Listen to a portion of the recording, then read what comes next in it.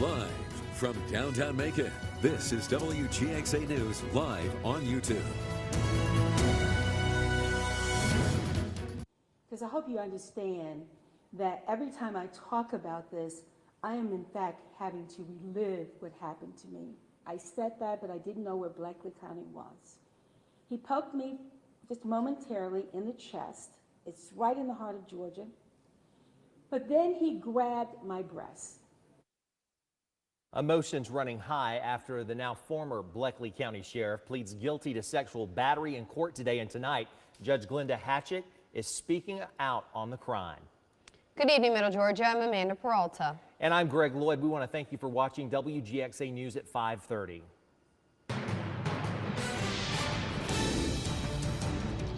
Middle Georgia in the crosshairs of some of the hottest temperatures we've seen so far this year. Skywatch weather team is issuing weather warn days until Saturday for the heat wave. Meteorologist Ryan Mirando live in the Weather Center with the forecast. Ryan? And Greg, Amanda, we're tracking really those hottest temperatures that we've had so far this year, and it's for several days in a row. Really can cause a lot of issues. Looking out over Macon with our Wilson Bryant Heating and Air Skycast Network, doesn't seem too bad here in the air conditioning. Air temperature only 94, but when you factor in the humidity, almost all of us are feeling like temperatures are in the triple digits. Feel like 103 right now in Macon, 108 in Forsyth, 106 in Montezuma, and it feels like 111 in Edenton. And this heat really is not going to be giving up for this entire week. This is what our air temperatures are looking like over the next 5 days. Likely going to be hitting that century mark. Thursday may be a little bit cooler, up to 98 degrees. But with all the heat that we're having, we have weather warn days that are set in place straight through Saturday for the next 5 days for the very hot temperatures. Air temps nearing 100 degrees, could be high as 103. We have a heat advisory in fact for the rest of today and into tomorrow, but that heat index is going to make it feel even worse. I'll break down when we finally begin to cool down, all coming up in the full Skywatch weather 10-day forecast. Greg? All right, thank you so much, Ryan. And now is a great time to download the WGXA weather app to keep track of the high temperatures and all the heat. Just scan the QR code on your screen to download the app to your smartphone. Ryan, back in less than 20 minutes with your 10-day forecast. The saga between Bleckley County Sheriff and a TV judge over sexual assault allegations is over. And tonight, the sheriff is out of a job. Our Brianna Cook was in the Atlanta courtroom this morning to hear the sheriff's guilty plea. And Brianna, what was the mood like there? Greg, the emotions were everywhere. They were high and tears were shed, especially when Judge Glenda Hatchett testified. Now listen to what she had to say. For this man to come up and violate me the way he did is unspeakable. This testimony comes during a plea hearing almost 2 years after Bleckley County Sheriff Christopher Cootie was arrested for allegedly groping TV judge Glenda Hatchett at an Atlanta hotel and conference center. Cootie has since faced scrutiny after he and his attorney both were a no-show at his first scheduled court appearance in June. United States Marshal Thomas Brown testified as a witness, saying he invited Judge Hatchett to the police event for her to meet local sheriffs for her business, and he saw the sexual assault take place. I introduced her to a Sheriff and turned my attention to some other places. There were other people at the table, 6 in fact. And when I turned back to my left is when I saw his hand on her chest and immediately removed it and directed to him, "What are you doing?" Hatchett says she felt safe and welcomed in the environment until meeting Cootie for the first time. He came to the end of that table and stood next to me. Marshal Brown introduced himself as a retired sheriff, introduced me as Judge Hatchett.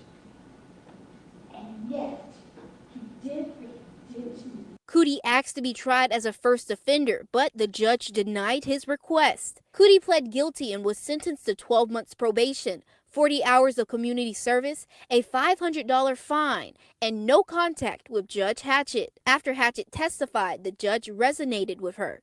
We tried to ask Cootie for a comment after his guilty plea. He wouldn't talk to the media. Do you have anything to say about what you're accused of doing? He has resigned as sheriff of Bleckley County effective Monday. In a press conference this afternoon, Judge Glenda Hatchett called out the governor's office for not doing enough. And for the governor's office to issue a statement saying that they weren't going to do anything because he was not on duty is absurd. It's ludicrous. She says she is grateful for all their support she has received. I am surrounded by so much support because I'm Judge Hatchett. But what about the women and men victims who aren't? And that's why I've dedicated so much of my life, as you know, professionally, advocating. Hatchett also emphasized that the judge gave Cootie 3 opportunities to speak and apologize. He did not. She says now being on the other side of a case and being a victim, she understands what it feels like, and she will continue advocating for the voiceless. Reporting live in Marietta, Brianna Cook, WGXA News. All right, Brianna, thank you for that coverage. And we should tell you, too, there is a new sheriff in the county after Cootie's resignation. Major Daniel Cape assumed the role of interim sheriff. Cape says he is honored and privileged to continue to dedicate his life to the Bleckley County community. Well, the weekend was anything but quiet for some mid-state first responders. Bibb investigators are now investigating 2 deadly shootings, and according to the sheriff's office, one of those happened early Sunday morning in downtown Macon. Deputies arrived to MLK and Poplar to find Robert Evans shot, and they later learned another man that was walking downtown was also hit by the gunfire. Evans died at the hospital while the other victim is listed in stable condition. Deputies say someone opened fire during a fight with Evans. The other deadly shooting happened Saturday during a gathering on Woodard Avenue. Investigators say around 3 Saturday morning, several people opened fire after an argument at what deputies called a bootleg. 2 women and 2 men were hit. All but one were taken to the hospital and are listed in stable condition. That 4th man, Calvin Hughley Jr., was pronounced dead on the scene by Deputy Coroner Ronnie Miley. If you have information on either deadly shooting, call the Bibb County Sheriff's Office or the Macon Regional Crime Stoppers. And in Warner Robins, police are investigating an apartment shooting that left 2 men injured. According to officers, a fight broke out between Kendarius McKenzie and Louis Relaford at the Pacific Park Apartments on Leverett Road Friday. That fight escalated into the men shooting each other, and no update has been given on their conditions. Back here in Macon, a man will remain behind bars for his part in a fatal shooting in downtown Macon. In a recent ruling by the Georgia Supreme Court, the malice, murder, and other related charges against Quentin Jackson stand. Jackson and a co-defendant were charged for the fatal shooting of Darian Brewster outside of a downtown Macon nightclub back in 2016. Jackson was sentenced to life without the possibility for parole. His appeal claims insufficient evidence, ineffective counsel, and jury instruction issues during his trial that led to his conviction. But the Supreme Court says any mistakes that may have been made did not affect the fairness of that trial. And tonight, a live look in Fulton County where negotiations continue between former President Donald Trump's lawyers and Fulton County prosecutors about when he will surrender on election interference charges. It could be next Thursday or Friday, according to a senior law enforcement official. Trump and 18 co-defendants were indicted on the Georgia grand jury. And according to the indictment, Trump is accused of being the head of a criminal enterprise that was part of a conspiracy to overturn the 2020 election results in Georgia. Trump now faces a total of 91 charges across 4 criminal cases. And bond for former President Trump is set at $200,000 in the sweeping Georgia racketeering case. The bond agreement outlined in a court filing signed by the Fulton County District Attorney and Trump's legal team. Trump was charged in the case last week alongside 18 of his allies. They're accused of trying to overturn the 2020 election results in the state. Trump and his co-defendants have until this Friday to voluntarily surrender to Georgia authorities. And former President Trump's legal troubles are not translating into campaign troubles. In fact, his lead with Republican voters is growing. Trump gets 42% in a new NBC News Des Moines Register Iowa GOP caucus poll. That builds on the gap he has over Florida Governor Ron DeSantis, who's second with 19%. That's a net +5 for a post-Trump Georgia indictment. Now, Senator Tim Scott, former UN Ambassador Nikki Haley, and former Vice President Mike Pence round out the top 5. The Macon-Bibb Planning and Zoning Commission approves the first hardware store in downtown Macon since 2008. One man is proposing an Ace Hardware on the corner of 1st and Pine Streets. Developer George Jackson plans to combine 3 buildings at 672 1st Street. Although there will not be enough room for a lawn and garden center, he plans to have racks of seasonal plants available. So far, no update on when that store will be open.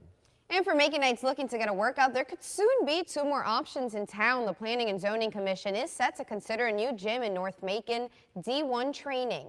Now, if approved, it would be next to the Beals in the North Macon Shopping Center on Bass Road. The 3,800 square foot gym would include a check-in, viewing bar, goal-setting room, cardio exercise area, weight exercise area, utility room, and 2 restrooms. The commission will discuss the project at their next meeting on Monday, September 11th. And at the same meeting, the commission will be taking a renewed look at a gym that was previously approved for Riverside Drive back in 2021.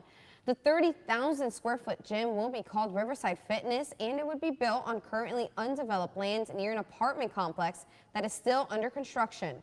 Developers say the gym will have a swimming pool, tanning beds, and a huge workout area. They have refiled their paperwork from 2021 to be considered at the next meeting.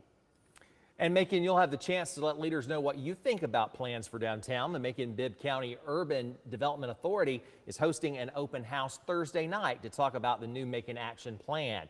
Now, that action plan is a comprehensive community-driven plan for the future of the city and its surrounding neighborhoods. The open house starts at 5 Thursday night at the Fall Line Brewing Company downtown.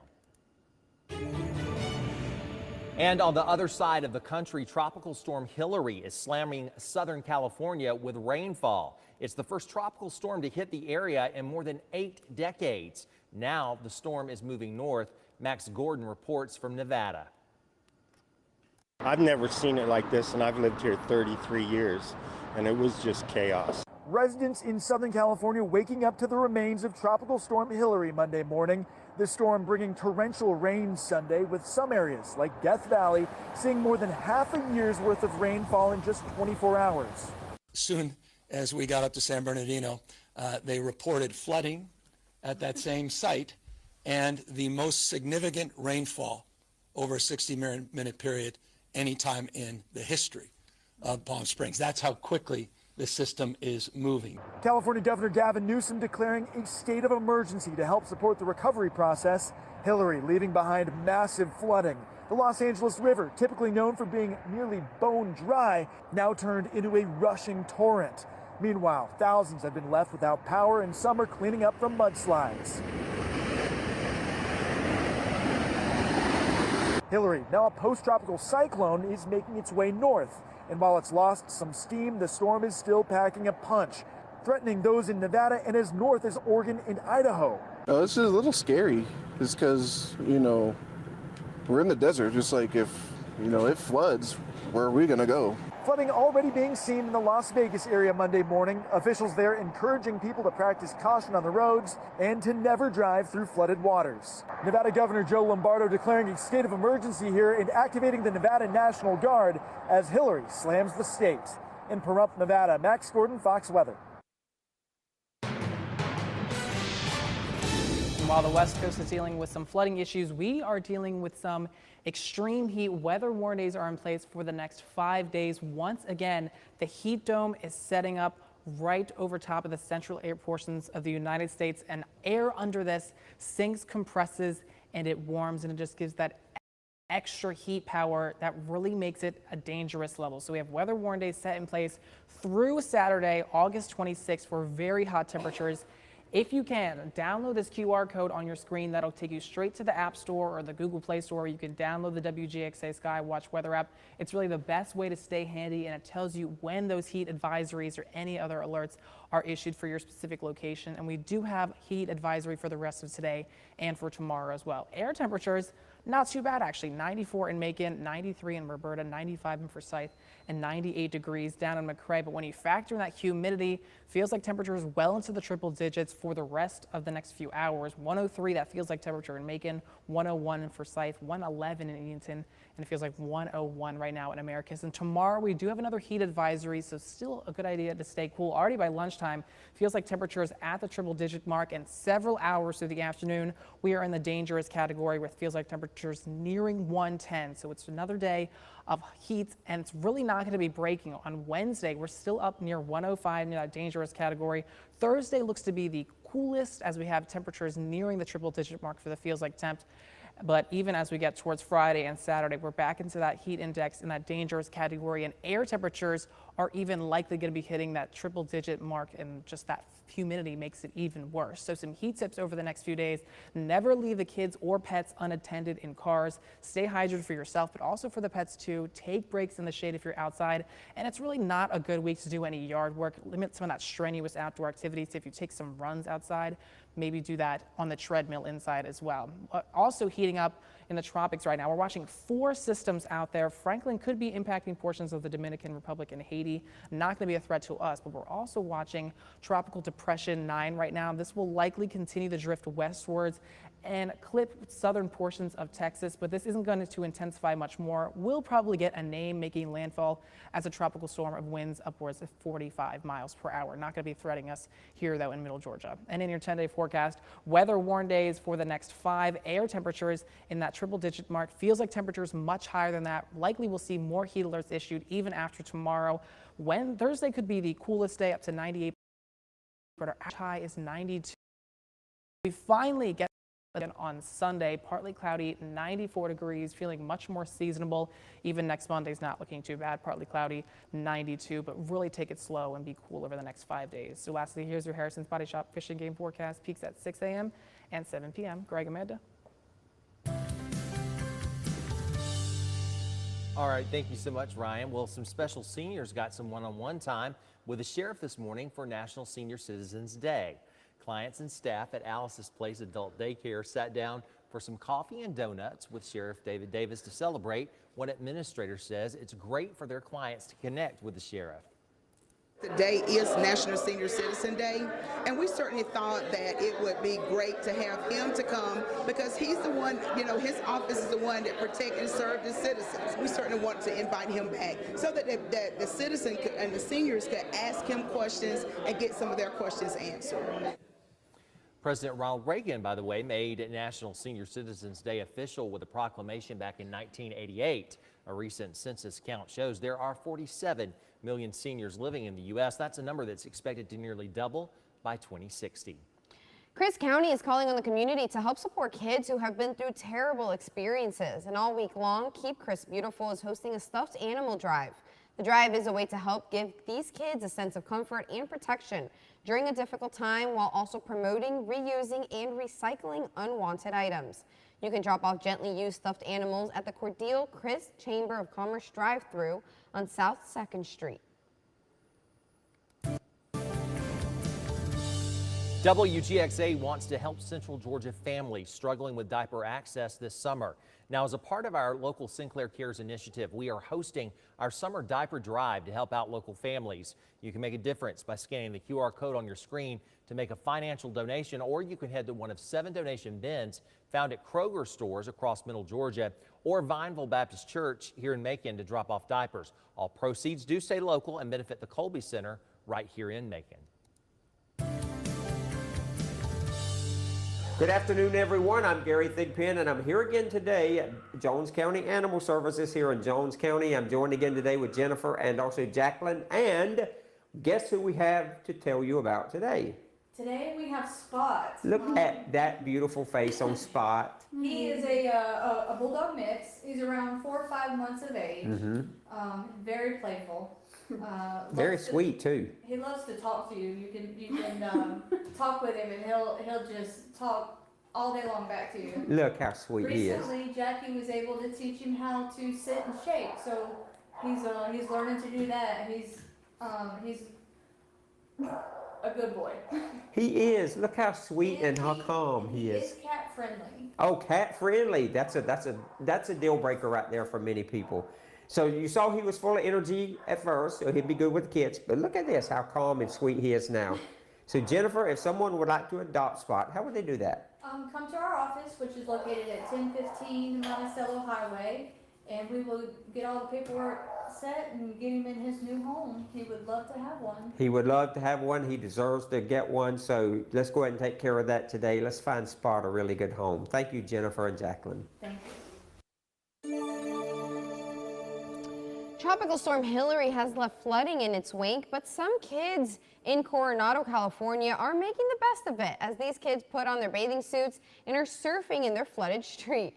They aren't getting very far and sometimes need a big push, but that's not stopping them as adults nearby are staying dry under umbrellas, making sure the kids are safe as traffic drives by. Tropical Storm Hillary's center moved right through San Diego County, making it the first tropical storm to hit Southern California in 84 years. Well, at least they're making the best of a... I know. As long as they're being safe, I'm definitely advocating for this. And I'm pretty sure I've done this too. And I grew up in Delaware. I think when Irene came through, like we were outside like running around in the rain because I love like that. we were like being crazy. I don't think we were surfing in the streets, but You know, I remember too as a kid, there's just something about it when mom or dad said, no, don't walk in that mud puddle. You just wanted to do it all the wanted more to for do it some anyway. reason. True. Yeah. Well, growing up in Florida, you always get so many hurricanes and tropical storms, but you're so scared because of the live power lines. Yes. Yeah. yeah, that's a big issue. And plus when they hit Florida, they're usually stronger than when they're up in the mid-Atlantic. They're like just little baby storms at that point. Yeah. But it's okay. At least they're having fun. I know, as long as they're being safe too. And that's going to do it for WGXA News at 5:30. We invite you to join us at 6 on ABC 16. Don't forget to like and subscribe though. Bye.